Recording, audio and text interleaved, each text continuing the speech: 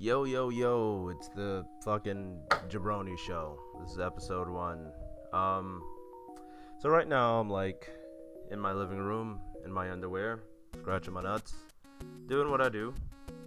Shout out to the like 5 people that are gonna listen to this.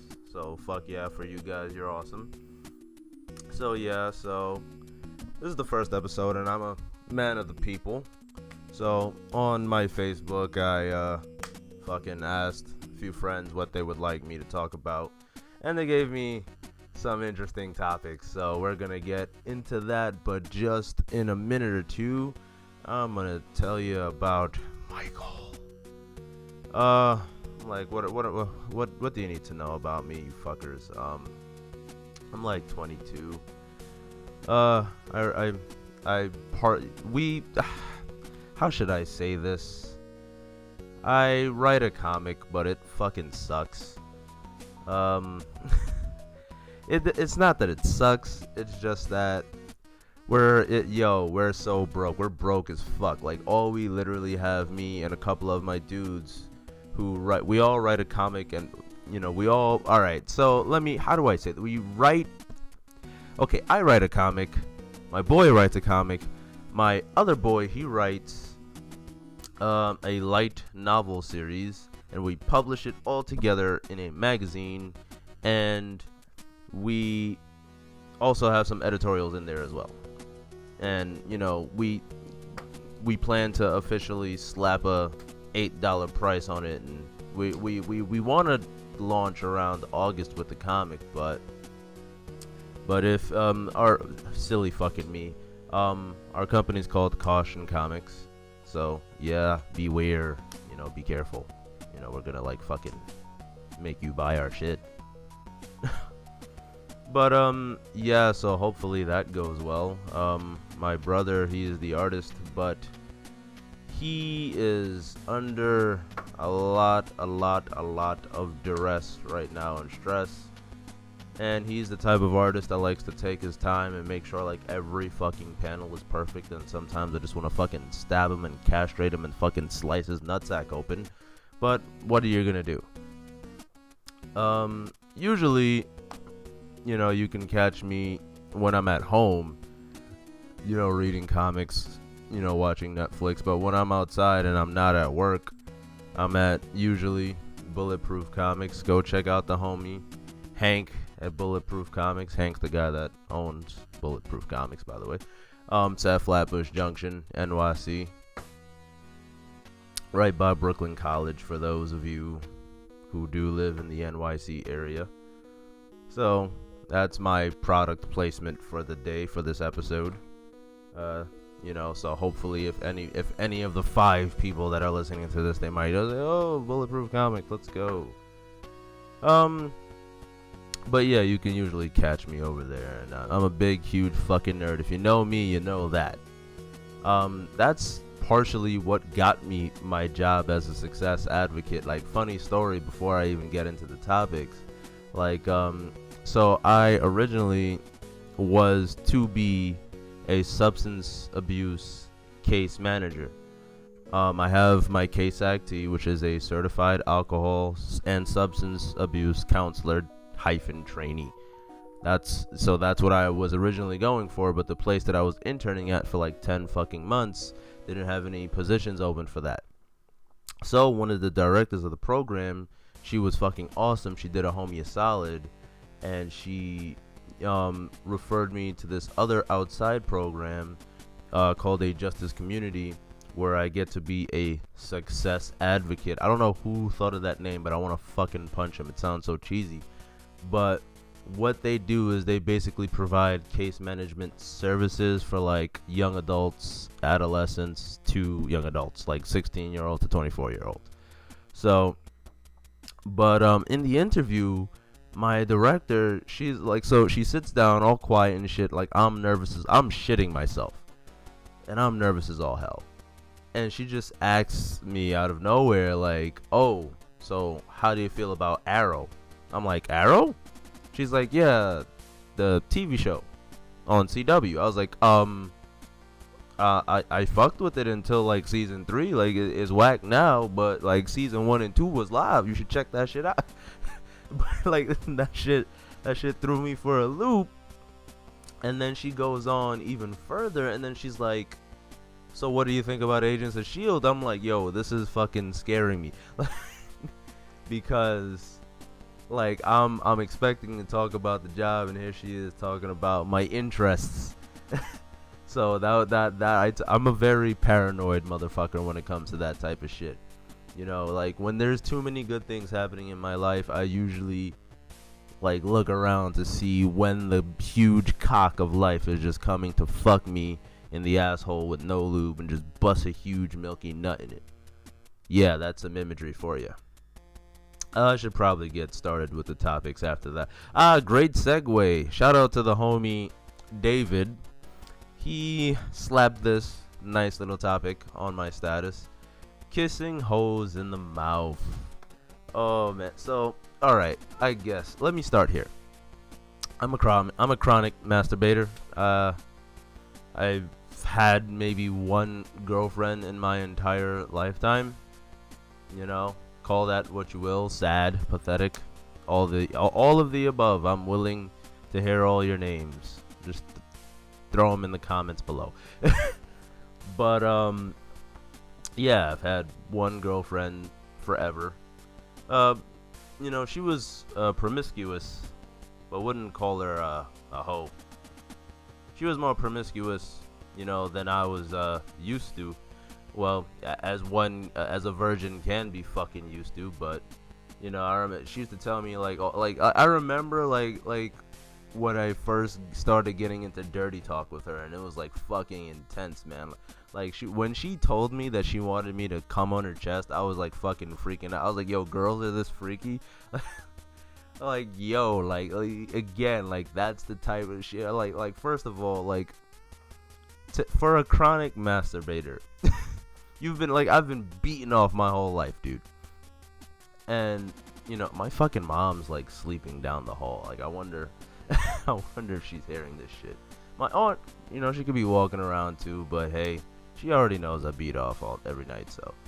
But yeah, for a chronic masturbator, a dude who beats off until he's fucking red in the face. I'm a black guy, by the way. I can't get red in the face, but you know, for like my ex-girlfriend, she was like, yo, like I want to watch you. I was like, yo, chill, like stop, fam. Like I'm not with that. Like that shit was too intense for a nigga at the time. Like it was crazy.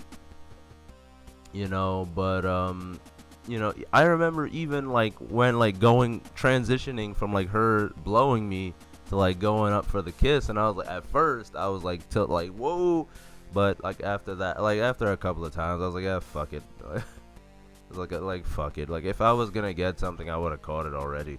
But wow, I take a very lenient stance towards STDs. I should probably be more careful. But at this stage in life, like the depression is slowly overcoming and swallowing and enveloping me. So if I die, that's kind of a blessing. But anyway. So yeah, like listen, most dudes sort of pick up on the cue that women are like you some niggas know if one girl is more let's say a little looser than the rest of them. Like most dudes know. Now, if you're looking to like fall in love with a quote unquote hoe, I don't normally like listen like when I'm with my boys, I'm gonna say bitch. It is what it is. Don't really mean anything by it. It's just that it's just like yo, when I call my boy a nigga, again, don't, like that's all I like. It don't really. I just you know, like at this point in my slang career, like bitch is just something that I call women. It depends on the context of the sentence, really. But I don't usually degrade or demean women. That's not my thing. You know, I don't like some third wave feminist. I'm sure is probably having a heart attack somewhere in the cosmos. Just me speaking these words into the universe. I'm sure, like, they're fucking dying right now. I'm sure they're hearing my words and just fucking clawing at, like, reality. But yeah, I don't particularly call women hoes or bitches in a negative context. When I'm with my boys, it's just like, yo, like, I just refer to women in general as bitches. It just is what it is. I can't really, like, I'm sure a woman would be like, oh, you fucking asshole, don't try to cover it up. Like, yeah, I'm sorry, it just is what it is. Like, I can't really, can't really do nothing about that. But not gonna lie, man, no lying on this podcast. That's a rule. It's like a cardinal rule. I'm not gonna lie. I'm gonna tell the fucking truth, because the truth is awesome. But yeah, man, I'm like, okay, like, here's the bad kind of hoe, right? Because usually hoe, like, listen, if you fuck like 10 dudes a day, that's cool, that's awesome. But don't, first of all, here's some ground rules, alright? Don't go leading dudes on. Like, you have to let niggas know what it is. Like, first of all, like, I know there's some dudes out right now, like, right this moment, that's like buying bitches giant teddy bears and shit, knowing damn well, like, your dick game is probably on point and that's all they want. And they want nothing to do with you past that. If you have a good dick game, then you doing way better than me. But, if you buying bitches teddy bears and shit, it's like, yo, fam, like, first of all, you should know. First of all, like, you should know. The dude should know. Granted, there's some women that keep it on the low. But if that is the case, then that's a big no-no. If you're keeping it on the low, that's a big no-no. Don't do that. Don't play niggas' heads like that. Like, if you want strictly dickly just sex, like, yo, just straight up say that. That's okay. That's awesome. That's totally, like, yo, I'm not gonna think any less of you for it. Just straight up. Like, when I was 16, yes, I probably would have thought less of you for it. I'm not gonna lie. But I'm maturer now. I'm more mature. There we go. See, I'm smarter as well. Yeah. But I'm more mature now. Like, I'm willing to understand. I'm not only willing to. I do understand these things. Like, listen, you need what you need. Like, me, people freak me out, so I stay in my room and I jack my dick. That's just me. But if you need the comfort of another person and 9 others, like, right after that, that's okay. That's okay. But please, just don't lead dudes on either. When you, like, that's another thing that's like, yo, don't lead dudes on. Dudes do it too, because I have a friend that does it. I want to punch him in his fucking face. I have a friend that leads women on. I'm just like, nigga, tell the bitch something. Like, see, I just did it again. Fuck. Like, I'm telling you, I didn't mean it in a negative way, man. I'm telling you, you gotta believe me. You gotta believe me, 5 people that are listening. But yeah, man, like, when I'm like, yo, tell her, like, just fucking tell her that you don't fucking like, why are you, like, you can see how this affects me. So yeah, all this from kissing hoes in the mouth. I mean, from a guy who's never kissed a hoe, quote unquote. Some homeless lady on the street kissed me on the cheek one time. I thought I was dead for sure. I thought I got, like, herpes and fuck it, like, yo, I thought my face was gonna fucking disintegrate. Like it was, I thought I was done. But here I am, still talking to you. Yeah. So, thank you, David, for that first topic. Thank you for letting me warm up my vocals with kissing hoes in the mouth.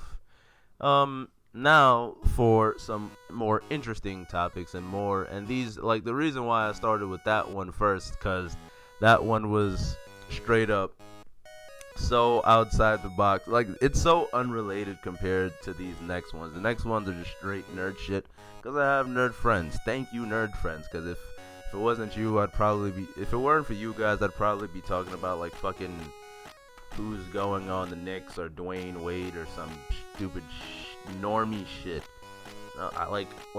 But anyway, shout out to the homie Johnny, because he threw me this comment, and he said, talk about how I feel about Ghost Rider coming to Agents of S.H.I.E.L.D.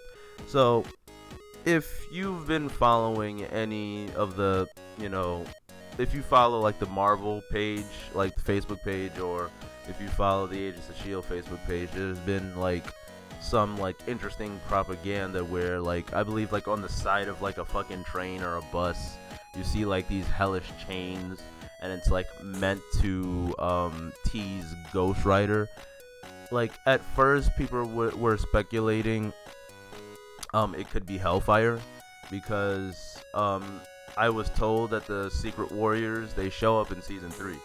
I'm watching Agents of S.H.I.E.L.D. currently on Netflix, and I'm up to like the last episode or 2 of season 2. I think I'm up to legit the last episode of season 2, and they just added season 3. Netflix, what? I'm fucking hype. Let's go.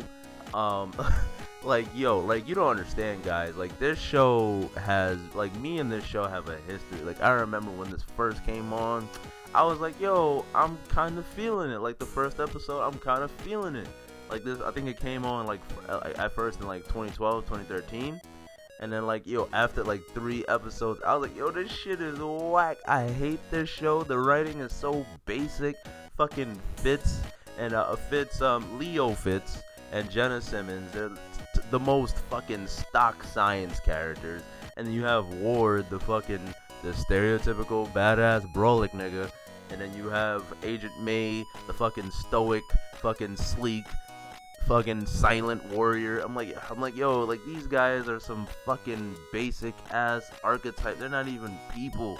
Like Clark Gregg, fucking Phil Coulson, the only one, he was carrying the show on his back, dude. He was the only one that was a legit person from jump, because he was in Avengers. So he was walking into Agents of S.H.I.E.L.D. already being a person.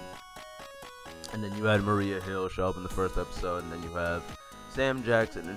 As far as, I don't know if he showed up anywhere in season 3, but, yo, the season finale of Agents of S.H.I.E.L.D., season 1, where Sam Jackson shows up, I was like, yo, that was pretty dope. And the writing, I don't know, man. The writing legitimately changed up for the better. I like it's interesting. I love it when shows do that.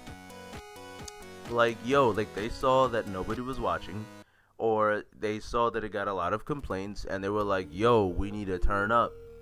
And they turned the fuck up. Now I gotta see where things go in season 3, because Inhumans are more of a thing. They literally just squeeze them in midway season 2. They literally just squeeze them in. And we've and we get Lash, bruh.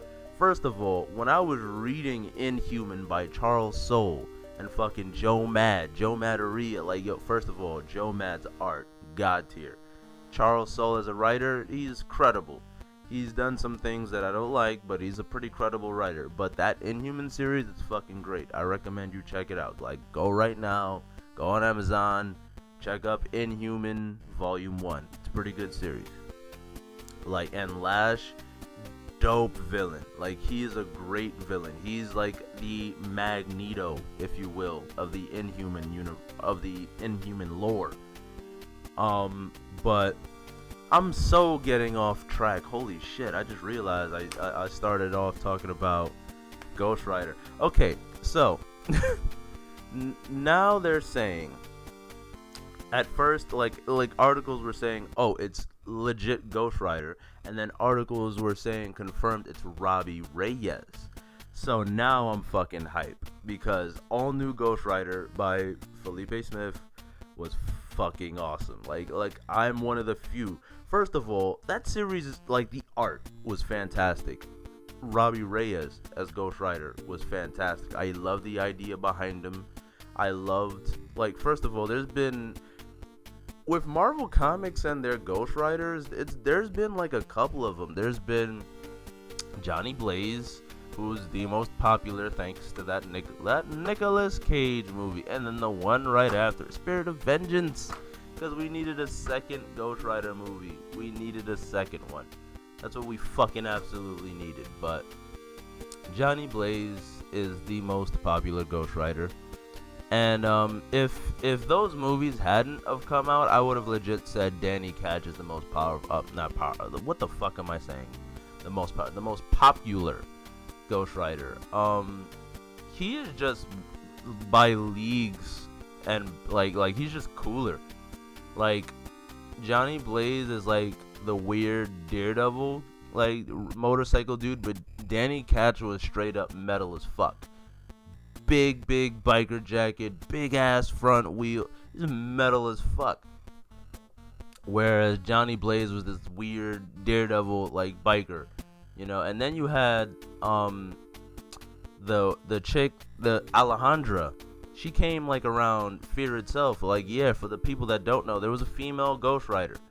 I don't know what happened to her, but she was around. I actually kind of liked her for the story that they introduced in Fear itself. It was a really good damn story. Like, I thought so, but she faded into obscurity, and then we got Robbie Reyes. Again, fucking love the shit out of Robbie Reyes. Ghost Rider is not something that sticks. I've realized this now, and for whatever reason, I don't know why. Ghost Rider is legit something that doesn't stick. And for the life of me, I can't figure out why. I know that there's a market, so to speak, for things like Ghost Rider. You know, you want it's one of those edgelord titles. You know, those weird fringe edgelord titles. You got Moon Knight, you got Old Man Logan, you got those. I would lump it in with those titles currently going on in Marvel's fucking 60 book lineup. But yeah, like there's but Ghost Rider doesn't stick when it comes to comics. So it's interesting how it's gonna be when like a TV show like Robbie Reyes and it's out of Agents of Shield, like it's interesting, like it really is, because it's like, how are you even gonna go about this? Why is he even gonna show up? And if they're teasing it to the point where there's chains on the fucking side of a train, and it's like, yo, what, like, is he gonna play that significant of a role? Are the Inhumans not, like, first of all, if the Inhumans are taking a back seat, because they make it seem that the Agents of S.H.I.E.L.D. show has basically become Inhumans the show. But the way this 4th season propaganda is looking, it's looking like that's not the case. So why the fuck is the Inhumans film, what's good with that? Because I want to know. I want to know, when am I going to get my Inhuman royal family? I want Black Bolt speaking and blowing shit up. That's what I want. But I can't get that because Marvel is doing some funky shit. So we'll just have to wait and see. We were getting Inhumans fucking 2020 anyway. They still have time to throw it back on the slate. Marvel gets me tight because they're doing all this weird planning and shit. And it's back to Ghost Rider and Agents of S.H.I.E.L.D. It's interesting because given what I've seen in season 2, they've tried some new things. They've done some interesting camera work.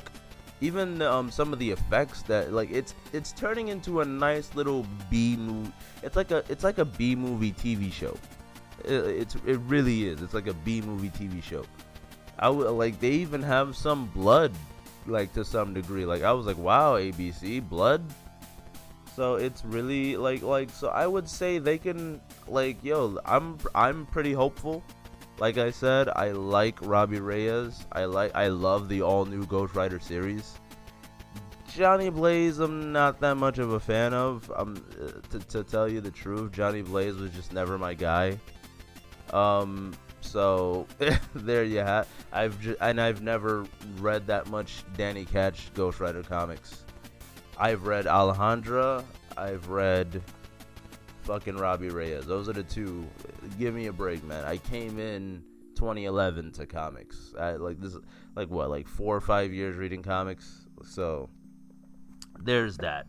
So moving on to these next two are intertwined. So my shout out to my nigga O'Dane. He also works at Bulletproof Comics. He commented on the status saying you should talk about how Griffith did nothing wrong. And if you know anything about that statement and why it's the most asinine, insane statement ever, you have to watch or read Berserk. Like first of all, there's the movie on Netflix, the weird fucking 3D movie about the Golden Age arc. Something about the Behelit. I watched it when I was drunk with a friend. I passed the fuck out. I hate the weird 3D animation, man. I really do. It looks weird. And then you have the glorious 90s anime. Oh Jesus, the glorious. And with the terrible god awful filler ending. And then you have the brand spanking new Berserk anime episode number 1. So there, and plus you could always go check out the fucking manga, but don't do it. Don't do it. Don't sit there and binge read, because you know why? Kentaro Miura, he takes his sweet fucking time. He really does. And you will be blue balls forever. Forever. So don't do it. But back to Berserk. So another friend, shout out to the homie Kenny. I gotta shout out all my boys, man. They're gonna be they're part of my 5 nigga audience, so I gotta shout them all out. Kenny, he wanted me to talk about Berserk, the episode number 1, and some other things in regards to anime that I'm looking forward to, and you know, anime/manga. So let's tackle Berserk. So this episode of Berserk, episode 1, which came out last Friday, it was weird as all hell. I'm not gonna lie to you. I'm not saying I hated it, but the animation was really weird because they combined the 2D with the 3D. With the Netflix movie, it was straight, I believe, from what I saw, it looked like straight up CGI. There looked like there could be a few scenes that were hand drawn, but with this, like, it took sorry, that was some weird gassy burp. But it looked like at certain points it looked like the entire background was hand drawn, and like when they would focus on a character, it looked like the character would be straight up CG, but like he would be CG and 3D, and when he was detailed in such a way where it was weird, man. Like there was mad depth to like the character's face and shit, and like, oh my god, it's weird. It's fucking weird, because I'm like, yo, what are you guys using? Like some fucking next gen level AutoCAD? Like, oh my god, like it was weird. Like weird doesn't exactly mean bad. It's just some shit that I'm not used to. So I guess it'll take some time getting used to it. I don't know if this is gonna fucking usher in a new generation of anime where it's like 3D mixed with 2D hand-drawn shit. And I don't know how I feel about that. For me, you might as well just make the whole... why would you do that? Just make completely one thing or the other. Why do this? Why are you dicking us? Like, stop it. Like, for me, it's very distracting, because it takes me out of the anime to like when, alright, for example, if you know the little fairy elf thing, Puck, like, he's basically comedy relief. And it's like his head turns into this weird thing for like comedy, but it looks weird, man. I'm just like, oh, what the fuck? What am I looking at? Like, oh, like I can't even describe it. Like, you know how in anime, like a character's face changes to like flat and shit for like a joke emphasis when they're like embarrassed or stressed, or they're pissed off. But like when Puck does it, it's weird, because again, he's like, it's 3D and it's weird. Another big thing is that they seem to be like mishmashing story arcs. Now, for me, manga-wise, I've read Berserk 6 volumes in, and I know that they're mishmashing because they start off right. Black Swordsman arc, Guts is walking up in the bar, and there's some like little kid that like wants to like join Guts. Like as soon as he sees him save Puck, he's like, "Oh yeah, I want." I was like, "Yo, I like if like yo that nigga's not in the manga. He probably comes in later, but I know he's not in the Black Swordsman because I literally just read that shit like 4 months ago." And on top of that, that same like that in that same episode, right? We like there's a scene where, well, not a scene. There's like a whole fucking like half of the episode is dedicated to this, but Guts, it's raining, and this monk and his daughter wants to like take him in the carriage because like I guess they're fucking nice people or whatever. And you know, via Guts's curse mark, something happens to them. You know, whatchamacallit, some cursed spirits.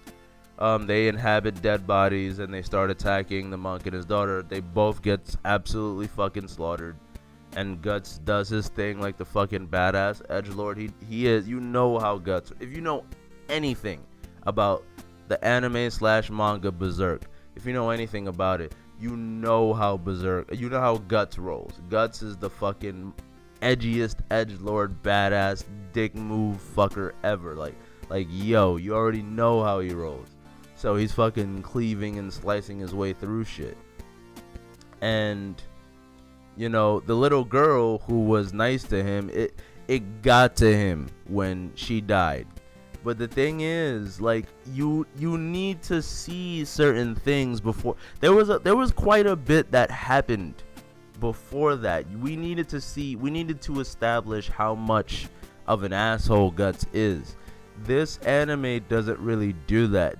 This anime really characterizes him more as indifferent than anything. When you from the time you read the first volume of Berserk, you're like, Guts is a fucking cunt. You're like, he's a dick. He deserves to. I hope he swallows a whole bucket of horse cum. He needs to die. Like that's how you feel about Guts. That's how you should feel about Guts. He's a product of his environment, but you don't know that yet. But in the anime, he's more uncaring than anything, and that's not right. That's not right.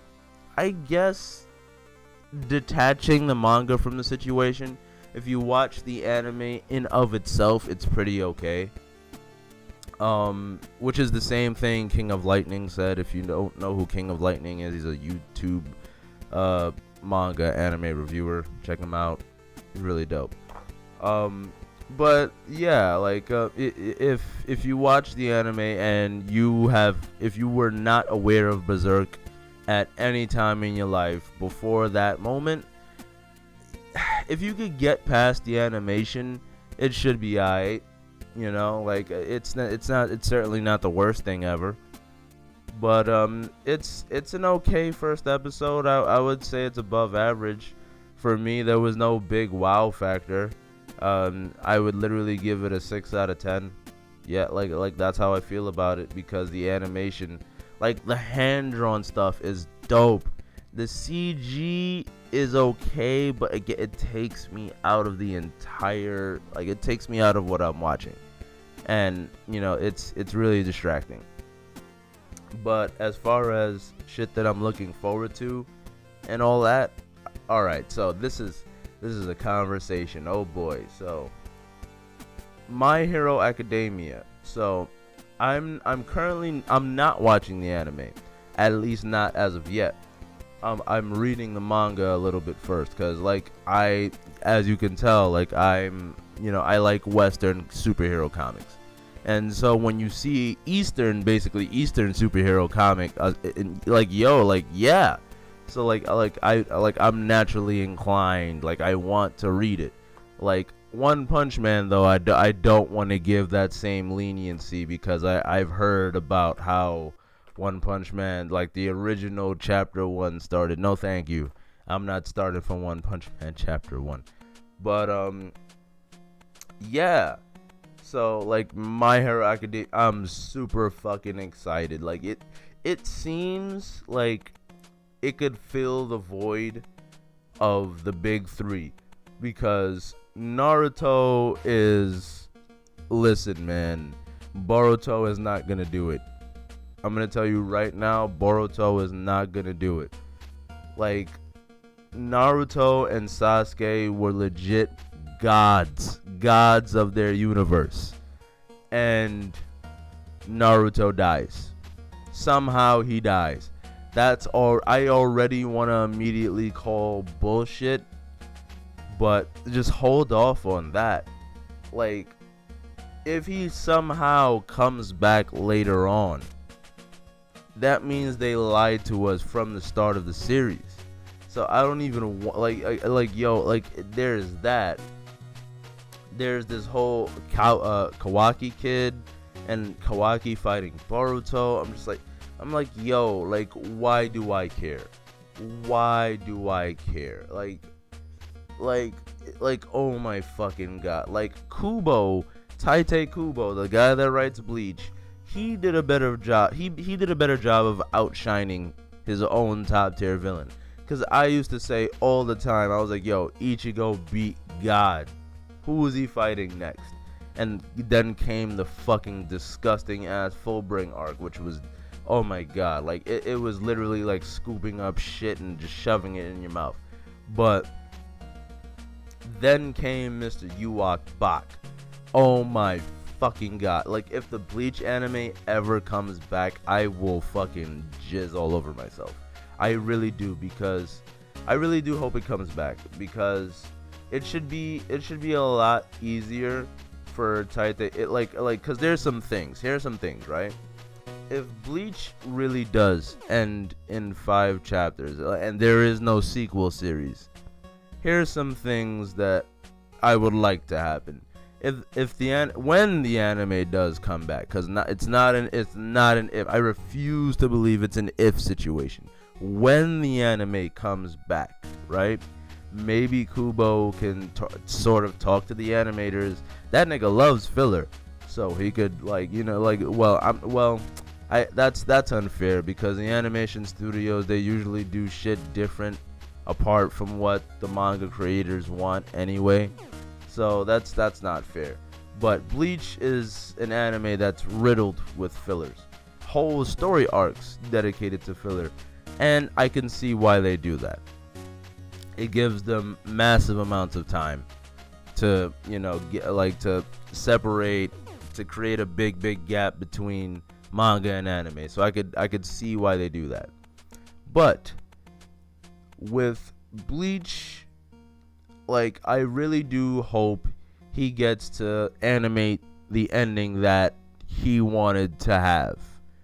Now, in regards to how Bleach is actually going to end, listen, the way it's going right now, this is my dream for it to end this way, right here, right now. If Ewok just straight up solos the entire Bleach universe, anybody who has any sort of a shot, I'm talking about the most powerful top tier dudes in the Bleach universe, going head to head with Ewok Bach. I don't care if they fight all at the same time against them. I don't care if they fight one after simultaneously, one after one.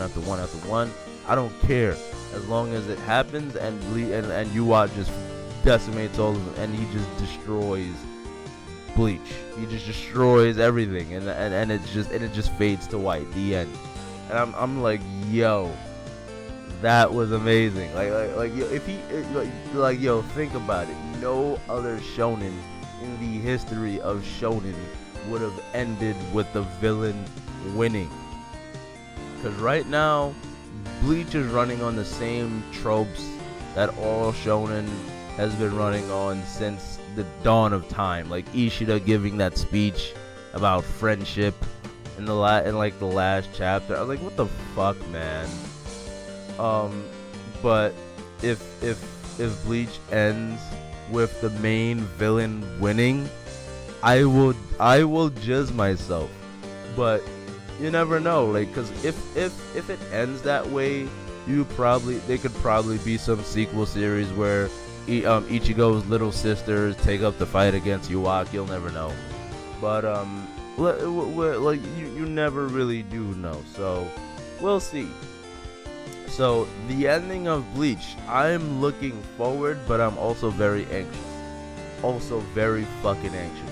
I'm definitely looking forward to Berserk, but again, very fucking anxious because they're mixing story arcs. They're mixing straight from the get-go. Episode 1, I'm like, yo fam, what are you doing? So like, cause there's things from the Black Swordsman arc that I really wanted to see. The little character moments that make Guts, the Black Swordsman, who he is. So I'm very curious to see how this anime turns out. My Hero Academia, can't wait. I don't know much about it. Read like the first 10 chapters. All I know is about the all-for-one power and this fucking kid Midoriya. I think that's his name, Midoriya. He fucking punches a robot and breaks his fucking arm up. And yay! But I don't know much. Like in terms of the story. You don't really get much. He trains for he prepares his anus, so to speak. He readies his body for the all-for-one power from All Might, and he receives it, and now he's just basically using it at that school. But I'm looking forward to watching the anime, and the final thing that I am. Oh wait, there's one more thing past this, but. One Punch Man season 2, I'm hearing that there's some buzz going around that it's gonna come back September. Looking forward to that greatly. So shout out to fucking Toonami, picked up the English dub of One Punch Man. Shout out to fucking Toonami. I'm gonna buy the English dub the DVD. I'm gonna buy it. Cause I'm trying to support that shit. Like, yo, I'm trying to get seasons made of that shit. Like, listen, I'm not a big fan of One Punch Man simply for the fact that the joke is going to get old one day. It already did, kind of. But my thing with the creator of the manga, is that this nigga was trying to make fun of a shonen, but he wrote a shonen. That's the shit that got me tight. Like, yo, he wrote a shonen manga, and you're trying to make fun. Like, yo, that's not satire. That's not how you make fun of something.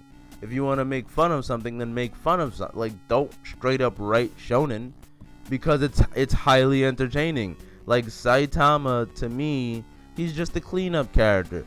Like, he's just a plot tool for any fucking, like, the craziest story that one could think of in his wildest dreams. And then when the earth is just like on the tiniest pubic hair, just holding on, and like Saitama just comes in, one punch, destroys the fucking enemy, and then the day is saved thanks to Saitama.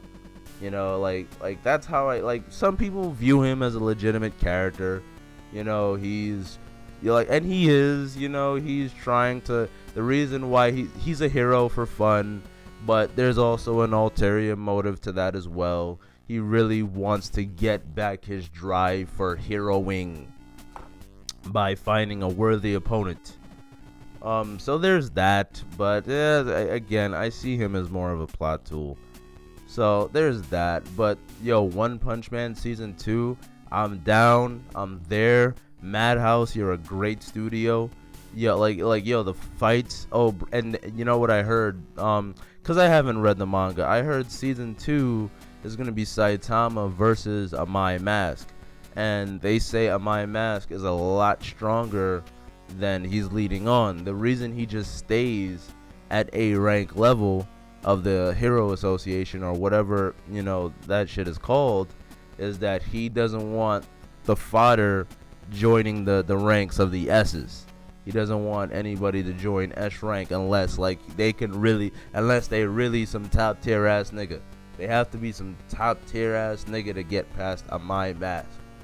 So that's the reason why he stays as number 1 rank A, which I find to be very interesting. And he's a pretty boy, So it's like yo, he's an interesting character, man. He's an interesting character.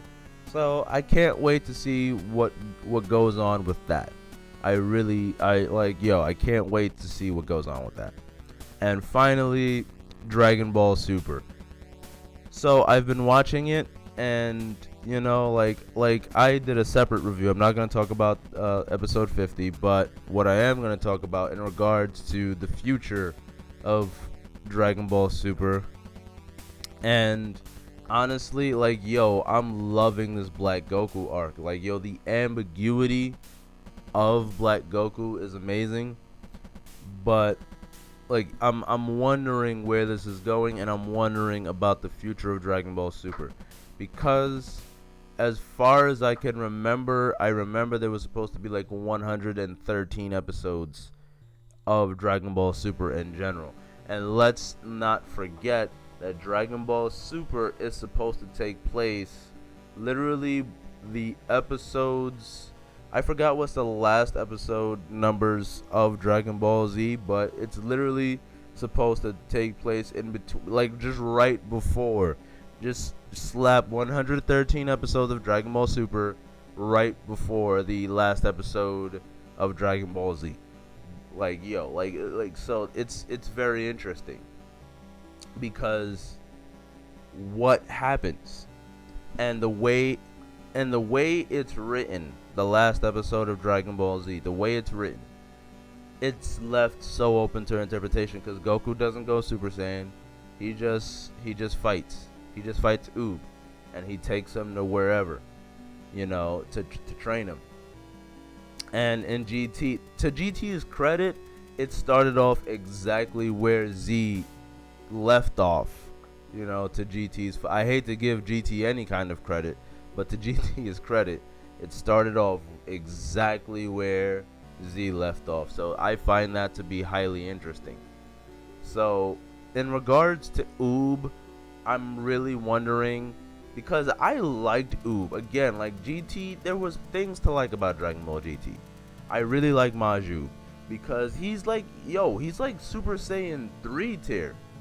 He absorbed Majin Buu into his body and sort of did like a pseudo fusion thing with him. He's like Super Saiyan 3 tier, like off the bat. Like, from training with Goku, I would say, I don't know how his power level was from training with Goku. All I can tell you is that he got a knack for fighting. After, a little bit more than a knack, but all I could tell you is that he definitely grew some skill from fighting, from training with Goku for X amount of months, years, insert length of time here. But Majub, problem. He's a problem. Like, yo, he was going up against baby Vegeta, ape form and shit. Like, yo, it was serious, boy. But that's we're getting off topic. Oob, in regards to Dragon Ball Super, that's what I'm sort of thinking about, because I like Oob. I want to see him make a reappearance. And if there's gonna be 113 episodes of Dragon Ball Super, yo, what's gonna go down? Because this Black Goku arc is gonna be fairly short. From what I've from the episodes that they've listed, it's gonna be fairly short from what I've seen. And from what I've seen already, listen, Black Goku is pretty strong, but and again, I'll defend brother Goku till the day I die. I don't think he ain't gonna go down like no bitch, but I don't think he's Super Saiyan Blue level. I don't think he's Super Saiyan Blue level. Like Goku versus Hit level. Like I don't think he's that level, fam. I don't know, son. And this whole, we don't even know what the whole mystery is with him and Zamasu and the Potara airing. Like, we don't even know if Black Goku can transform, and if it is a whole fusion thing with Zamasu and Goku, can Zamasu tap into the whole Super Saiyan form and have like a black Super Saiyan he transformate? Oh boy, that'll be just juice. Oh god, yes, please. I will fucking touch myself to that shit. Oh my Jesus Christ. But Yeah, like there's so many. Like I'm hyped. Like you hear me speculating. Like I'm hyped.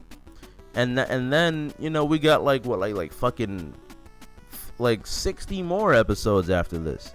So and it's pretty much stated that it's confirmed straight up off the gate that there's going to be another tournament, and not only will it involve universes 6 and 7, but all of them. It's going to be a multiversal tournament involving a whole bunch of niggas.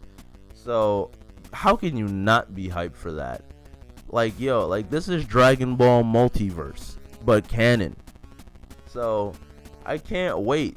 Like I'm like, but my only problem with Dragon Ball Super is if you're gonna introduce niggas that's weaker than Goku, and like I feel like, okay, it is consistent with Goku's characterization for him to take his time with his character, like take his time with his fight. It is consistent. But if you're gonna do that like every time, son, like he did that with Golden Laker Frieza, it's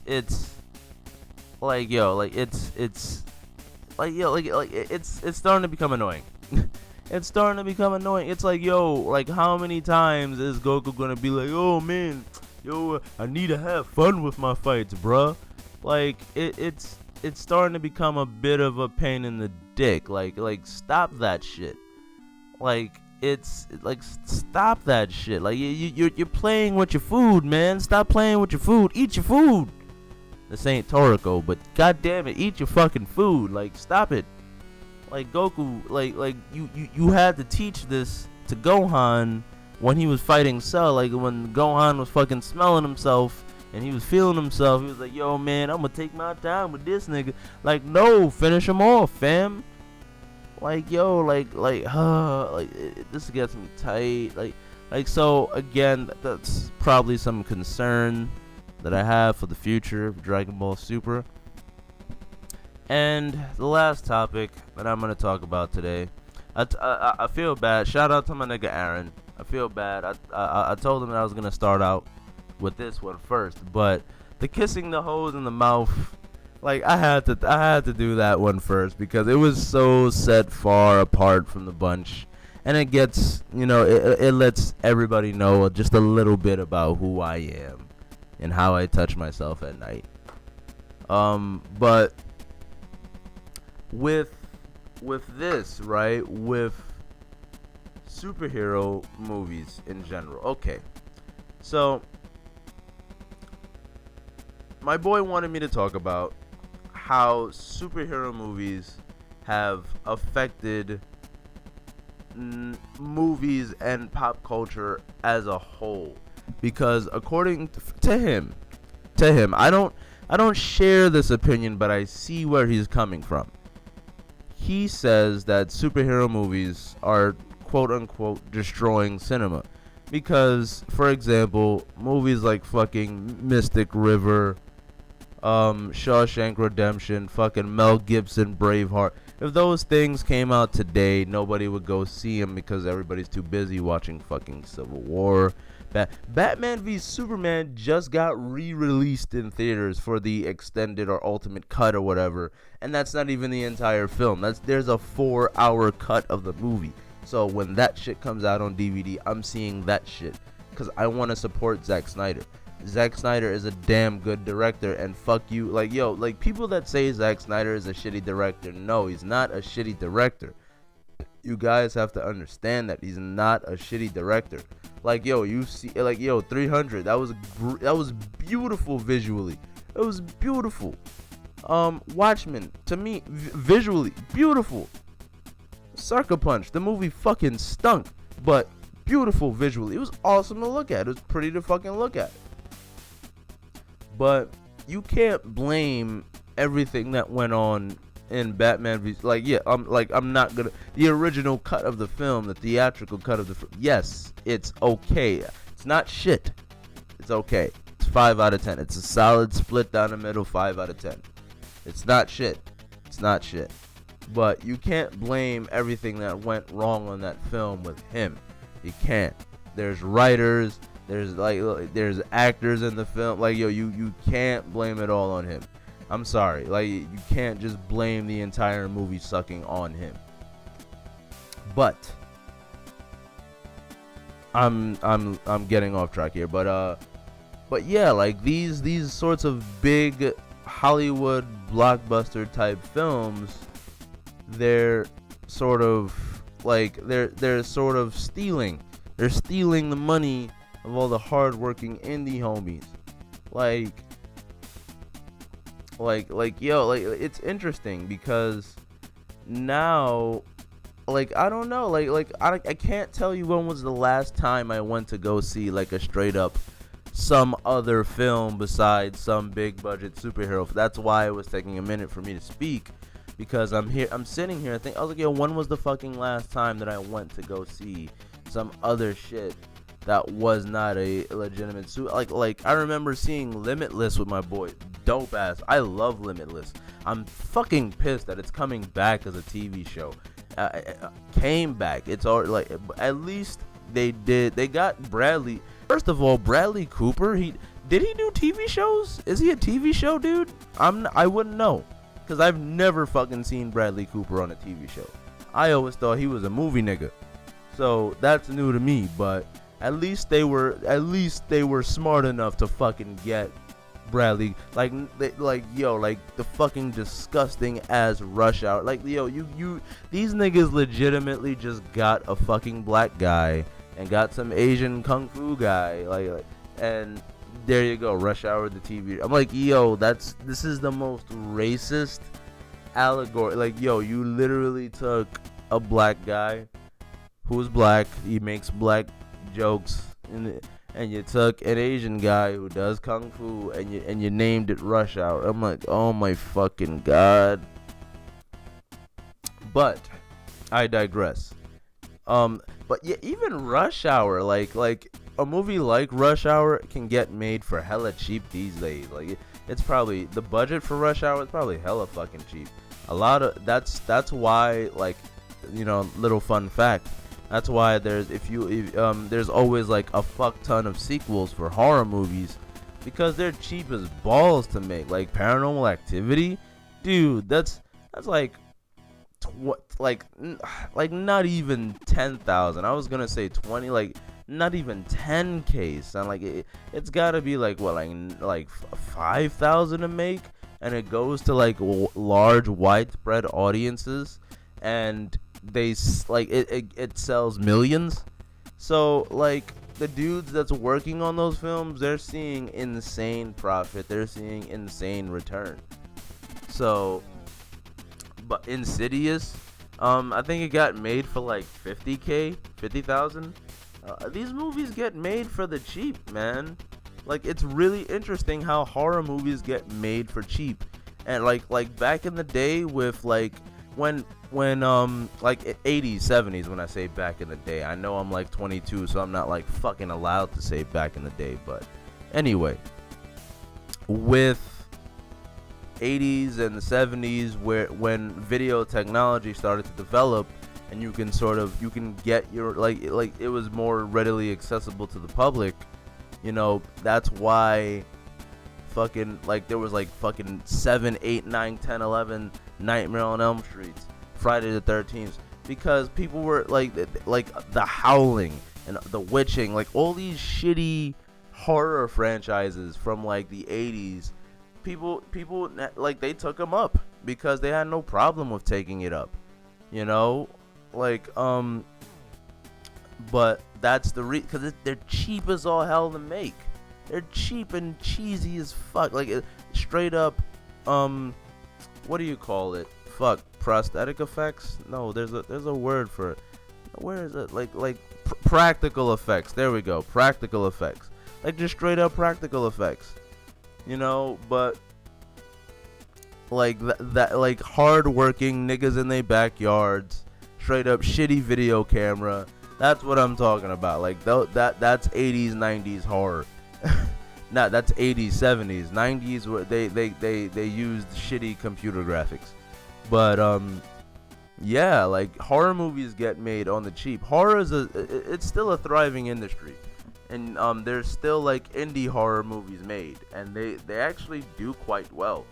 Indie horror movies, like you see, I follow a lot of horror pages on Facebook, and I see so many top 25 like indie horror films you should watch on Netflix and shit. Like 13 Sins. If you haven't seen 13 Sins, I recommended this shit to everybody. Watch 13 Sins, another horror movie that's dope as fuck on Netflix. Hush. It's a slasher movie, and the protagonist of the film is a deaf and mute woman, and the slasher is coming to try and kill her. And she's like, I'm not even gonna spoil it. You need to see it. Go, stop listening to this podcast. It's gonna be over soon anyway. Just fucking watch the movie. Go. But anyway, yeah, like Hush. I think it debuted on Netflix. I can't even imagine a movie like Hush being in theaters, at least for any kind of long period of time. But, we got Suicide Squad coming up next month, August. And, who knows who's going to see that shit. So, it seems that every month to 2 months, there's a big budget superhero blockbuster film coming out. And like Civil War, it made like billions? It made like 1.5 billion, 1.3, some insane fucking number like that. Captain America is now like the face of a nation, like legitimately he's not just like World War II propaganda anymore. He's like legit the face of a nation. Isn't that insane? Like I believe Disney, they're shipping over a 13-foot bronze statue of Captain America to have it chilling in NYC, Brooklyn, Prospect Park. What the fuck up, son? That's what's up. I'm gonna be there. I'm gonna be taking pictures with that shit. I'm gonna be hyped. That's fucking awesome. Let's go. But yeah, like it's crazy. Like Captain America and Iron Man are A-listers. Like, sit down and let that shit process. Like, in terms of superheroes, the top 3 that are known worldwide are Batman, Superman, Spider-Man.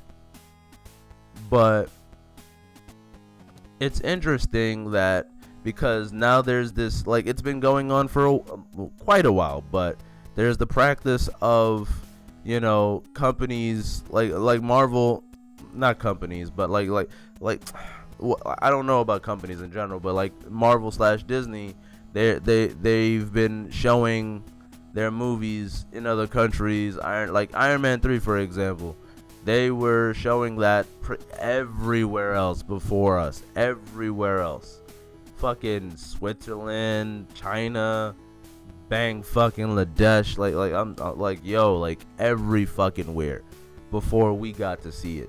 Same thing with Amazing Spider-Man 2, but that's why that shit ended up on the internet. You know how many niggas saw that shit on their fucking computers, iPhones, tablets before the movie even came out in the US? Like they sort of fucked up with that.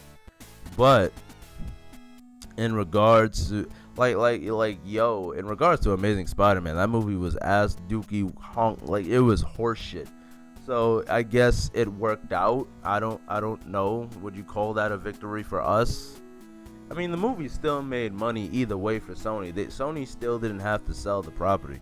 They still made money off the shit. It's Spider-Man. I guess the name really sells itself. I think Spider-Man's popularity was probably what demanded niggas see this film. And I'm not gonna lie to you, I was intrigued. You had Electro, you had Jamie Foxx as Electro. Again, they fucked that up. Oh boy, they had Jamie Foxx as Electro. You got this weird kid as the Green Goblin. I don't know what the actor's name is, but I'm at this point I'm tired of goblins, which I shouldn't be, because that's literally 45 to 50% of Spider-Man lore, just straight goblins versus spiders. But there's a goblin in the film. You got fucking Rhino, Paul Giamatti, showing up at the end. Yeah, and I'm like, oh Paul, what did they do to you? What did they do to you, Paul Giamatti? Oh no. So, what I'm trying to say here is, I think Spider-Man's popularity is what made people go on the internet and like try to see the film early and shit. But in regards to, are they destroying cinema? No, they're helping the shit thrive, I would say, because now we're getting all sorts of weird, like Thor was all, like Thor is almost this weird sci-fi space fantasy. It's like Star Wars, because it's like it's really weird. And now we have Guardians of the Galaxy coming out, and that's also like a Star Wars. So it's interesting. We're getting all these weird genre mix mashups. Anyway, that's my time. I'm gonna go. My throat hurts. So yeah. See you guys.